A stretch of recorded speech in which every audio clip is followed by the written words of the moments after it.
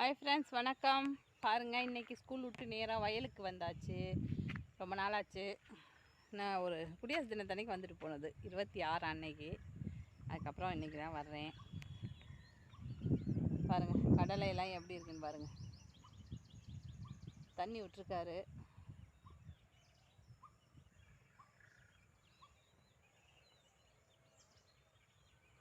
மாமா இங்கேயும் அங்கிட்டு போய்கிட்டு இருக்காரு. கடலை நெல்லெல்லாம் கொஞ்சம் பழுக்க ஆரம்பிச்சிருச்சு. நம்ம வந்தால் எப்போயும் மாமரத்தடியில் தான் ஜாலியாக கொஞ்சம் நேரம் இருந்துட்டு அதுக்கப்புறம் போகிறது. தோரையெல்லாம் அறுத்துட்டாங்க ஃப்ரெண்ட்ஸ். நான் காமிக்கிறேன் வாங்க. எப்போ அறுத்தாங்கன்னு கூட சொல்லலை, நமக்கு வெட்டி போட்டிருக்காங்க பாருங்கள். லைக் பண்ணுங்கள், ஷேர் பண்ணுங்கள், கமெண்ட் பண்ணுங்கள், சப்ஸ்கிரைப் பண்ணுங்கள் ஃப்ரெண்ட்ஸ். வாங்க, அடுத்த வீடியோவில் சந்திப்போம். துவரை எப்படி கட் பண்ணியிருக்காங்கன்னு பார்ப்போம் வாங்க. தேங்க்யூ.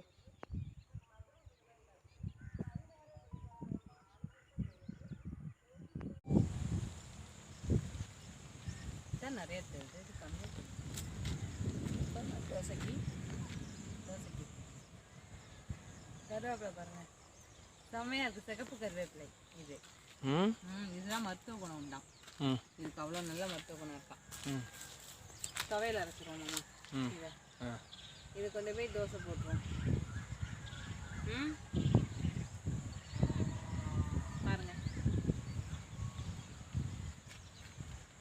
இந்த கல்லை சரிகிற மாதிரி இருக்கு. இது என்னது? இது முடக்கச்சான் கீரை.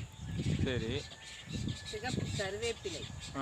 சிகப்பத்திருந்தா காம்புலாம் கொழுந்தெல்லாம் சிகப்பத்திருந்தா. அதனால சிகப்பு கருவேப்பிலை மருத்துவ குணம்.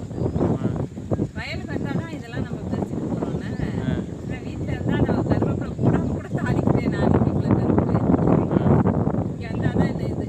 இப்போ பாருங்களேன், இன்னைக்கெல்லாம் ட்ரெஸ் ஆச்சா, இப்போ ஜாலியாக இருக்குது. அப்படியே வந்துட்டு போனால் ஒரு இது மனசுக்கே திருப்தி ஆயிடுது.